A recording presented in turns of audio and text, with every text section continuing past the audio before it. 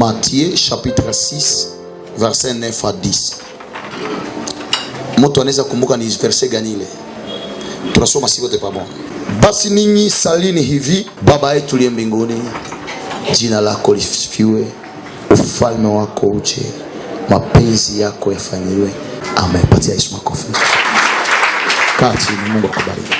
Teme yangu ya mchana leo nasema que ta volonté soit faite. Ambia li karibu yako, mapenzi yako yafanyike. Volonté manake nini? Volonté c'est l'intention de pouvoir faire quelque chose. Mtu mwenye kuna volonté iko na pouvoir ya kufanya.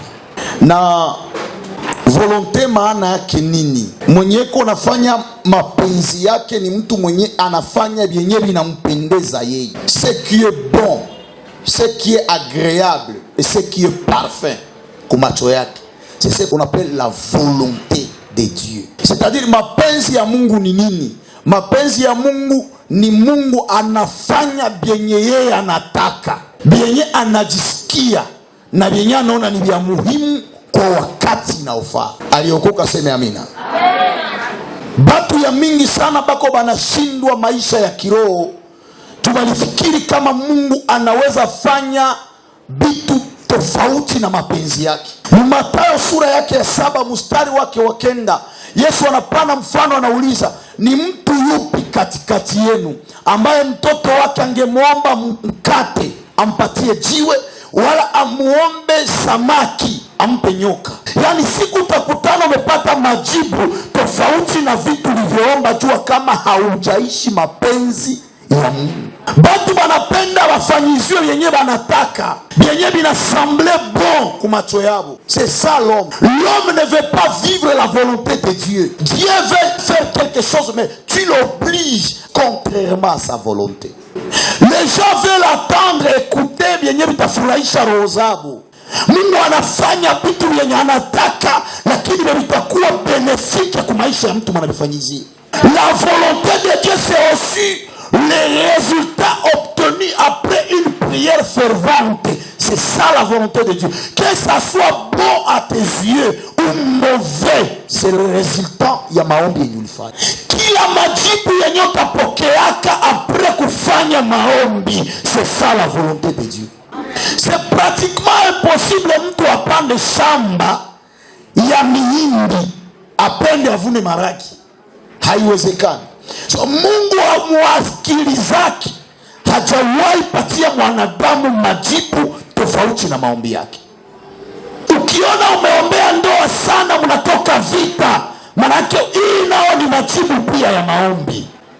Kuna watu wanajiuliza sana, mbona kipindi nilikuwa sianza omba nilikuwa sionake vya hivyo. Letani unajikosantre sana mpriere, majaribu ya nguvu inatokea. Majaribu inatokea pourquoi? Parce que kuko monde yenye unadeclencher, yenye ilikuwa na organiser bitu, mais du coup unaanza maombi, unaperturber systeme yako. Wewe uliprovoke, unapasha subiri ma représailles. Toka kutana mtu mwenye sali kwa mpagani, alikuwa bien. Sali jiingiza sana mu maombi, akaanza majaribu. Vous savez pourquoi? Parce que sio ulikuwa mzambi, ulikuwa wa shetani. Na shetani haizijipiga epeki. So shetani anapiganishaka mtu mwenye kumuka tofauti na yake. Wakati unaingia kwa Mungu unaitwa mwana wa Mungu, na kila aliitwa mwana wa Mungu alikuwa adui wa shetani. Kwa maana senyo ngali mikono yake hata kupiga, mesa utatoka ndio atakupiga. Tumwaseme amina. Ce n'est pas parce que tu apprécies quelque chose que c'est ça la volonté de Dieu. Non. Et retenez aussi, wakati yoyote utakuwa na furaha usipanake promesse, utakuwa na difficulté ya kuyaaccomplir. Parce que la joie, c'est un masque qui cache les faux amis. On reconnaît les bons amis que pendant des moments difficiles. Aussi longtemps où il y a pitia mazito na barafiki wako karibu yako, usiwazie kama pembeni yako kwa barafiki. Utajua barafiki siku utapitia mapito mazito, watarakia karibu yako kwa barafiki yako bali. Na kama ungali mfuraha, hautatua rafiki wa mbaya. Kuko marafiki tuko na uwezo, kuko marafiki tuko na pato, kuko marafiki tungali na kujibia mahitaji zao, kuko marafiki sababu wangali wanabenefisia kitu kwako. Siku litakatika na watarakia pembeni yako, ndio marafiki zako wale. Swaya baami Mungu anatuachiaka hayo. Mais sélection yake. Dieu peut sélectionner les gens autour de toi, mais il te laisse le choix libre ya kuchagula wewe peke. Usifikiri Muzambi na Mubaraka muko effort ya mwanadamu ya kabana. Shetani anaweza kutia mbele ya Zambi na hata kufanyizia hayo. Ataacha Joseph atraverser porte ya bibi ya Potifar, mais anamwachia miguu akimbie. Ni choix yake. Anaweza kutia devant un défi. Pourquoi? Parce que shetani ni mshtaki wetu. Pourquoi est participer Muzambi? Sababu kule mbele atakosanya atatushtaki sie. Shetani anasemaka mimi nilimubeba mbele ya mwanamke mesutie, alitosha epeke. Shetani uko na volonté yako yenye na intervenir mkosa yulifanya. Attention à ne jamais donner des promesses pendant la joie. De ne jamais prendre une décision pendant la colère. Kila décision takamata mwasira ni mbaya. Siku yote nyoko en colère ne prend aucune décision. Colère inakuwa na système à émotion mutu. Tu peux perdre de grandes choses dans la colère. Tu peux détruire même un mariage dans la colère. Tu peux détruire tout un ministère dans la colère. Pendant la colère ne prend aucune décision. Troisième chose, n'ose jamais aimer quelqu'un ou donner ton cœur à quelqu'un pendant la déception. Kila choix yenye utafanyaka mu deception ni choix ya mubaya. Unariske kupatia mtu roho atayaribisha kushinda mwenye alienda. So ukikuwa mu deception, kaa kimya. Kila shamba kama itoshe banayachia wakati. À tout moment tu tomberas dans une déception. Dieu te laisse le temps de réfléchir. Kila décision takamataka après réflexion. Yenye unapeza mapur na makontre. Ni décision ya mzuri na mtu yote asibadilishake kwako. Probleme nyuko na temere ndani sai nicho ya kamata décision. Na msiko mnauliza mtu pourquoi likamata uamuzi yapata hapa. Qu'est-ce qui t'a pris quand tu as pris cette décision? Non, alikala fasi mwa kawaza. Il a pesé les pour et les contre. Faida yangu mwaibi iko wapi? Sali kutana hamuna faida yake akabiacha. Kuacha zambi ni kudécider. Toute décision que tu prendras après une forte réflexion, en pesant le pour et les contre, c'est une décision réfléchie. Et c'est une décision parfaite. Que personne ne vienne contredire ta décision. Car l'homme, c'est sa décision. Et Dieu, c'est la décision. Sa Mungu alikuwa naumba kukuwa na vie ya mtu. Dieu créé. Et la Bible dit que quand il voyait que c'était bon, Dieu disait que c'est bon. Hakukuwa na lazima mtu kuyeona amwambie Mungu niumba bien. Alikuwa naumba yeye peke na sana angalia ni vya mzuri, anajifelicite. Jifunze kwanza kusifia kazi zonafanya mbele watu wakikwambia kama ulifanya ni vya mzuri. Kuna wanadamu watu wakifanya mema kwao ni mabaya na hawatakwambia hongera kwa kazi ulifanya. Kuna mema mengine utafanya, mazuri unafanya na watakuvunja moyo wale. Hawezi elewa kinywa ya mwanadamu uko karibu kuimba Hosana mwana wa Daudi mkibarikiwa na ile kinywa inaimba asulubiwe afu. Na Mungu ni wa ajabu. Siku yenye utaona watu walikuchafulaka sana, banaanza kusifia wao peke. Maka ujue Mungu anaseme confusion mukaa yao deja. Mungu jua anateteaka mtu. Ndio maana Ayubu anasema najua mtetezi wangu yuhai. Atasimama wa mwisho kunitetea. Mungu asimamake wa kwanza na asimamake wa pili anakuya wa mwisho. Kuna watu wako naomba Mungu niondolee aibu. Mungu hawezi ondoa aibu yenye uyapata. Mungu anaondoa aibu yenye iko. Mungu anafuta machozi nyushalia. Kuomba Mungu akuvute machozi na uyali yako kwa nitabiri wewe peke. Iko sawa mtu mwenye kwa mbona satana kunya dawa, unekunyia nini? Un médicament dans un corps sain, c'est du poison. Après toute décision, avant de prendre n'importe quelle décision, réfléchis d'abord. Avant toute décision, réfléchis d'abord. Ile mimi nataka fanya ni vya mzuri, ni vya mbaya. Sasa bitafika huko batanipenda, batanichukia. Kwangu vinanisaidia nini? Na wao kazi yangu inasaidia nini? Decision utakuwa ni kamata kwanza avantage ya mingi uitie kwako. kisha upeze za wengine, so na equilibre make vitu vinene. Ndio volonté ya Mungu ile. Mungu anaangaliaka huyu mtu mimi natafanya kitu kwake, kwangu kinani avantage nini? Note ceci, Mungu hawezi kupa baraka zenye yeye peke ajiretrouver mwanzo. Mungu hawezi kuokoa na hana kazi na wewe. Kuingia yako mkanisa manake Mungu alikuleta tu kwa instrument yake. Deux sortes de volonté de Dieu. Il y a première volonté qu'on appelle la volonté parfaite de Dieu. Volonté parfaite de Dieu. Qu'est-ce que signifie la volonté parfaite de Dieu? C'est une volonté pleine de maturité divine, une volonté entière de Dieu. Yani Mungu anekala fasi moya, anawaza anasema no, lazima nifanye kitu juu yake. Ile hisia zilikuwa mroho ya Mungu, juu afanye kwako, banazita volonté parfaite ya Mungu. Dieu a voulu que cette relation se brise. Tu forces la relation. Mungu anasema kuna problème. Volonté yangu ilikuwa ni wewe na huyu mwachane. Volonté yangu ilikuwa ni nyiba huyu mkutanane. Maintenant, kuko aussi deuxième volonté ya Mungu, on appelle ça la volonté permissive de Dieu. Qu'est-ce que signifie volonté permissive de Dieu? La volonté permissive de Dieu ni décision yenye Mungu angekamata yeye peke. Mais tellement mwanadamu anamsumbua, Mungu anaacha mwanadamu aikamate nafasi yake. Na ndio probleme na tuma ba Kristo ya mingi bako mshida leo. Kama Rebeka ngenda consulter ecography bangimwambia mtumbo wake mko mapasa mbili. Macho ya watu. Mesanya na consulter Mungu, Mungu akamwambia mataifa wawili wako ndani ya tumbo yako. Il y a une différence entre les jumeaux et les nations. Les jumeaux, c'est une bénédiction limitée, ni watoto mbili tu. Mais les nations, macho nyuma yenye wako mtumu kuna kuja maelfu za wale watu. Macho ya mwanadamu na ya Mungu aliangaliake sawa. Ndio maana Biblia sema kama njia zake si kama zetu, mawazo yake si kama yetu, na kwamba njia zake hazichunguziki. Kuna vitu unaweza ombea binachelewa majibu, kumbe kwa mpango wa Mungu aliona vyenyoko na mlomba hastahili kukupatia havyo, akacha hitaji fanye 5, 6, 7.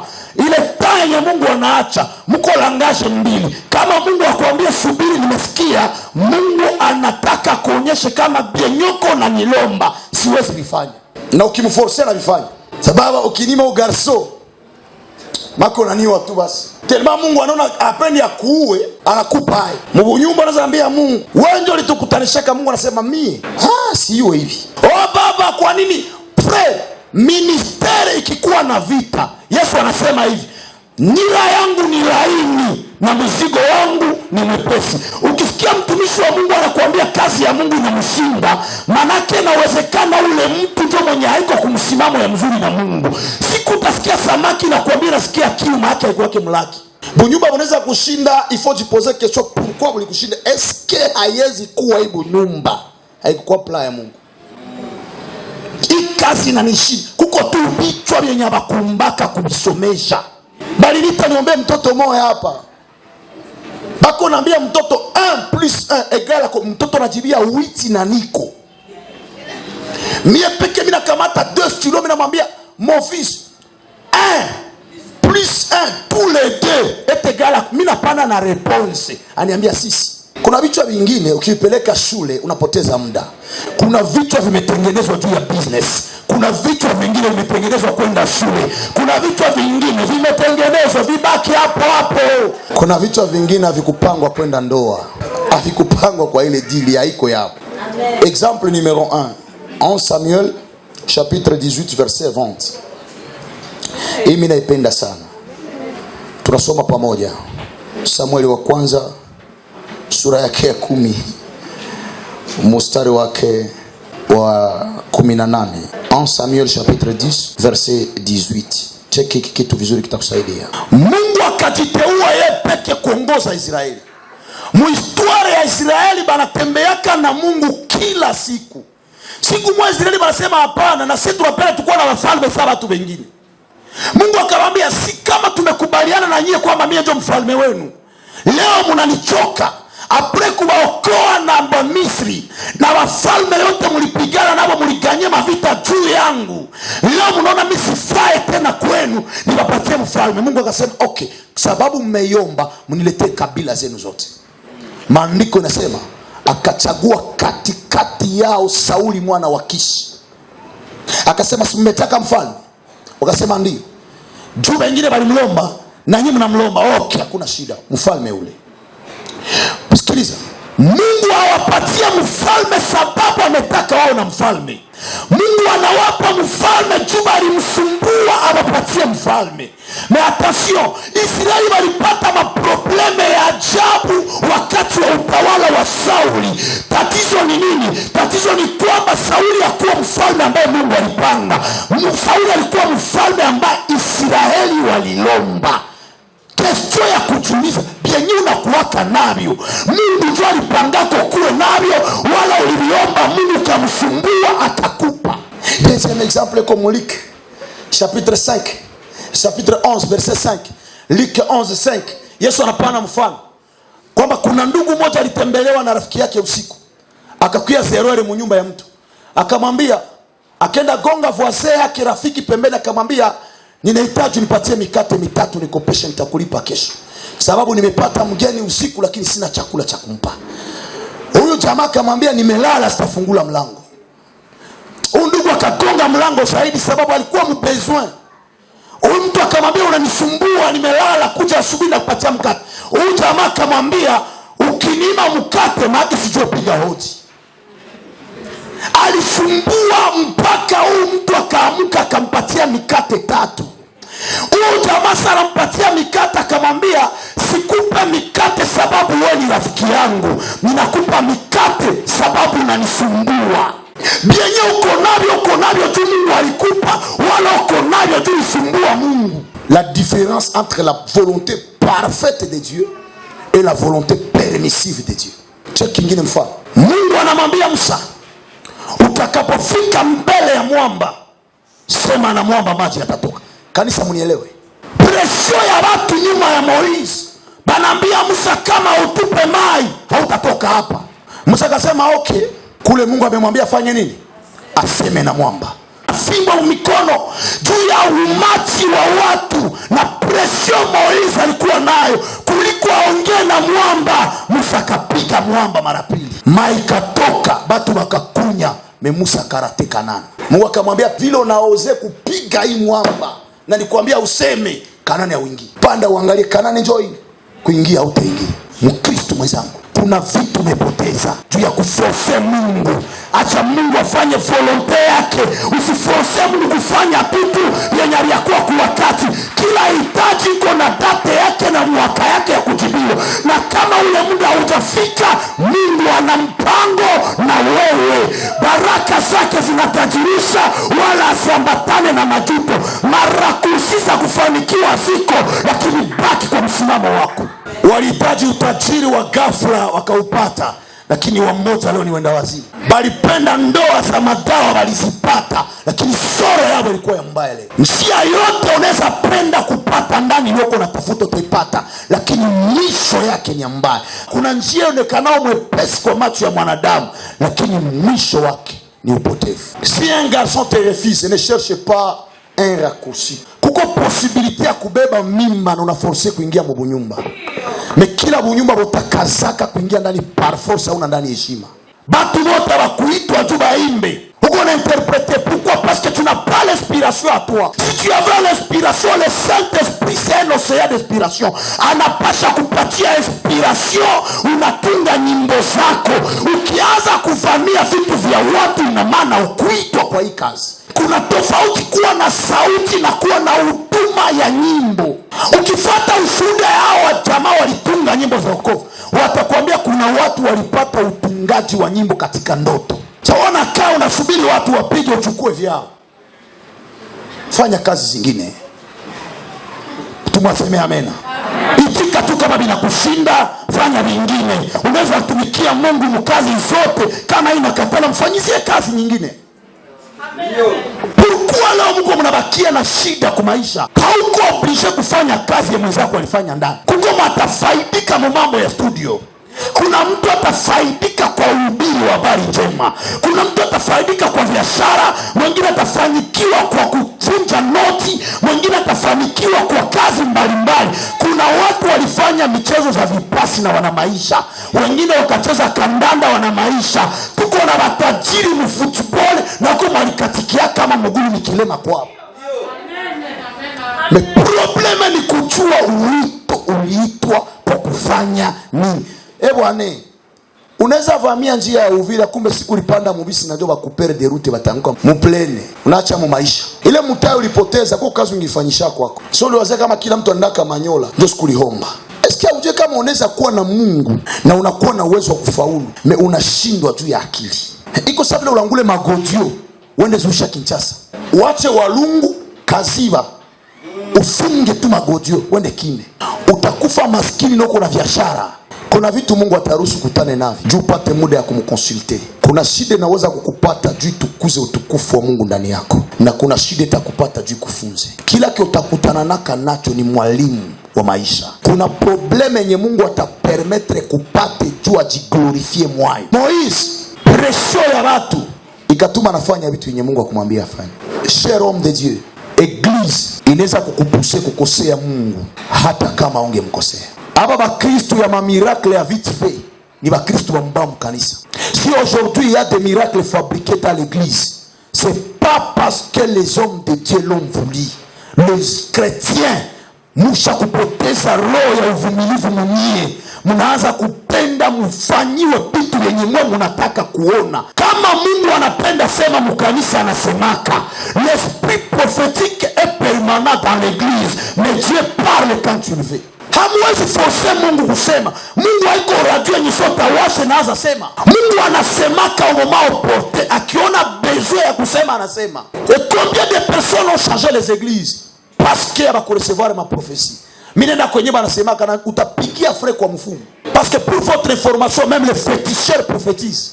Et aujourd'hui il y a des hommes de Dieu benye leo Mungu mnaona en cravate, mais ce soit ce magicien là aujourd'hui vêtu en cravate avec des bibles dans la main. Aujourd'hui vous les appelez des serviteurs de Dieu, des pasteurs et des prophètes. Problème est où l'esprit de discernement a disparu dans l'église. Biblia inasema mchunguze roho zingine kujua zimetokana na nani. Pour votre information, parmi volonté ya Mungu muko 3 décisions zenye sa Mungu anakamata akonsulta ke mtu. Ni volonté yake, mais hana besoin ya vie ya mtu. Ya kwanza ni appel au ministère. Wito. Mungu jua aite mtu amtumikie, hata uliza bavoise yake. Na ndio probleme yenye kuna leo. Unawazia Mungu kama angeita mtoto wako angekuuliza kwanza au mamake. Hapana. Le ministère c'est pas comme ça. Quand Dieu fait appel au ministère kwa serviteur yake, haulizake ule mtu mmolijua Saul de Tarse alipata appel, leo ni Paulo. C'est normal. Bitapita akili za watu walimjua jana. Aba watu mliona leo babandi ma quartier. Appel kianguka, Mungu atabavertir. Voilà pourquoi niko naambia watoto ya Mungu, usivunjikake moyo ya kutumikia mtu juu watu walifie mpase yako baka kukondane. Kila mtu iko na pase yake, iko ya mzuri wala ya mbaya, na pase yoyote inacheka cicatrice kwa mtu, swate ya mzuri swate ya mbaya. Na pase za kila mtu zilikuwa dhaifu. Hakuna mtoto mwalizaliwa niko nasimama, bali anza bako wanatambala.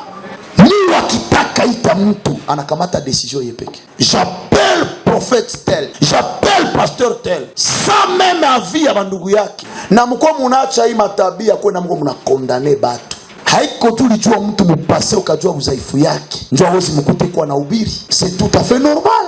Même toi tu as ton passé, même le voisin a son passé, même Satan a son passé. Seulement Dieu qui n'a ni passé, ni présent, ni futur. Yana michanga pamoja. Yeye ni Alpha na Omega. Ni mwanadamu yote iko na jana, leo na kesho yake. Jana tulitwa watoto, leo tunaitwa watu wazima, kesho tutaitwa marehemu. Ukuwe rais, ukuwe nani, utapitia vile vitu vitatu. Deuxième décision yenye Mungu a consulta ke mtu. Répète avec moi l'alliance. Alliance eko nguvu sana. Ndio maana batoto yangu kote fasi utapitaka banakwambia huyu ni mtumishi wa Mungu. Vous savez pourquoi leo maisha ya watu mingi inakuwa détruit mukanisa? Ils se sont pris aux hommes de Dieu, surtout les églises de l'Afrique. Batu beko banaacha bingi pasa kubeba mukanisa, banajifuye ku maisha za watu. D'abord tu as tes problèmes zako zote kiaziishe, na unataka ingia tena kuza wengine. Maliza kwanza matatizo yako, tuambatane na shida za watu wengine. Yako wewe peke yako ulimaliza, ya watu ndio utaweza. Pourquoi tu veux te mêler de vie privée des autres? Occupe-toi d'abord de ta vie. Change d'abord ta vie avant de changer la vie des autres. Regarde-toi en face et dis-toi qui je suis. Yesu anaambia wafarisayo, juu ya nini mko karibu kutosha kibanzi yako mlicho ya mwingine? Japokuwa boriti yenyewe kwa mlicho yako ni kubwa. Uko nataka tosha imbu mlicho ya mtu na myako mko tembo. Quand Dieu a appelé David l'homme selon son cœur, nilijuliza kama Mungu hivi tulisoma vya David na ulivionaka. Batoto ya Mungu, si tu veux vivre longtemps, occupe-toi de ta vie. Laissez la vie des autres. Laissez juger les hommes de Dieu. Acha Mungu a juger batu yake. Acha Mungu a t'occuper na batu yake. Et si tu es un pasteur, tu veux semer la haine dans le cœur des gens, bitajirudishaka contre wewe peke. Je le dis rapport à pasteur atamo. N'ose jamais venir à mon bureau accuser un homme de Dieu. N'accepte pas que quelqu'un aanze sujet ya kuteta batumishi ya Mungu mwako. Il est en train de maudire ta maison. Tu amènes un sujet de critiquer les hommes de Dieu. C'est moi, je te chasse. Ce n'est pas parce que je suis un homme de Dieu. Non, non. Parce que je connais la conséquence qui a frappé les gens qui ont jugé les serviteurs de Dieu. Troisième chose. Décision yenye mwe kamata konsulta ke mutu la mort. Mauti. Papa, hivi mwananyo niko naongea hapa sai. Ndeza anguka na mimi nakufa. Batoto ya Mungu, faites beaucoup d'attention. Tel que nous sommes ici, nous tous. Hamupende ongelea bakilete le sujet kwa jina la Yesu. Non, non. Ina faire partie ya maetape yako ya maisha. Hapana, mapasha kama nikala siku mlikuwa mnaongea kila mtu atakufaka Yo mimi sipendaki ya kukufa. Hapana. Si wote tuipendaki. Mais ni maisha. Mes enfants, écoutez-moi. Chers hommes de Dieu, écoutez-moi. Chers frères et sœurs, écoutez-moi. Maisha yetu, nous sommes des voisins de la mort. Ujulize kitu kimoya. Saa inafika mienda kuwa wapi? Mungu akitaka beba achagulaki. Il touche l'élément clé en famille. Ule mwana basobeshaka, mwana bakulishaka. Tu abanyongeshe mioyo abonyeshe mko banani. La mort, c'est la décision privée ya Mungu. Il fait ce qui lui semble bon. Yesu atafika Getsemane na ambia Bwana, ikiwezekana pour vous montrer que ni decision ya Yesu badilika. Mungu alishindwa ikilia Yesu. Ase baba inipitie.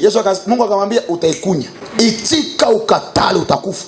Acha makonfli na watu. Ishi mzuri na watu. Mungu akikubariki bariki watu. Maisha huko unatembea na mauti, unatembea na uzima. Mauti inaweza fika tu kama ulipotokea au kuuliza Mungu avi yako. Na ni vile utakapotoka hautauliza avi ya mtu.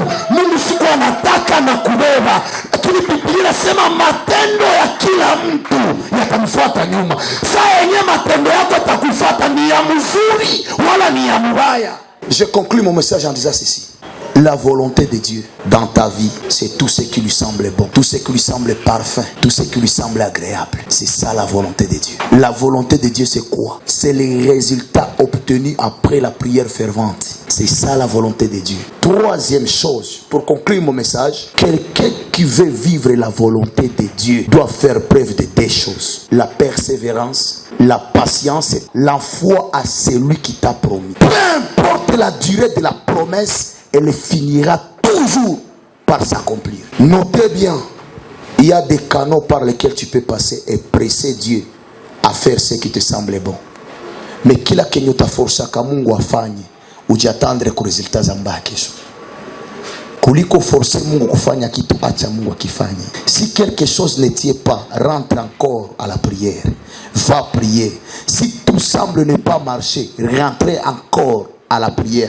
Nos genoux ici, c'est notre force. Nos genoux ici payent. Nos genoux ici élèvent. Nos genoux ici bénissent. Nos genoux ici guérissent. Nos genoux ici fait tout. Ce que tu cherches dans la vie, c'est tout sur tes genoux.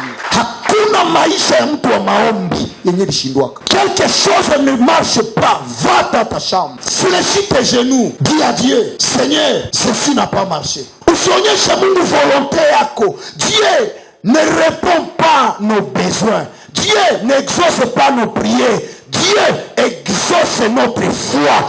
Parce que cette foi, c'est le Christ qui habite en nous. Dieu exauce Jésus qui habite en nous, que nous avons reçu par le chemin de la foi.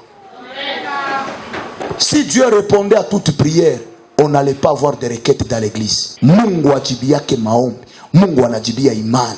Imani huja kwa kusikia neno la Mungu, na lile neno na Yesu yepeke. Toke Mungu anajibia Yesu anayekaa ndani yetu. Inakutana na haja za mioyo yetu, majibu yanaonekana.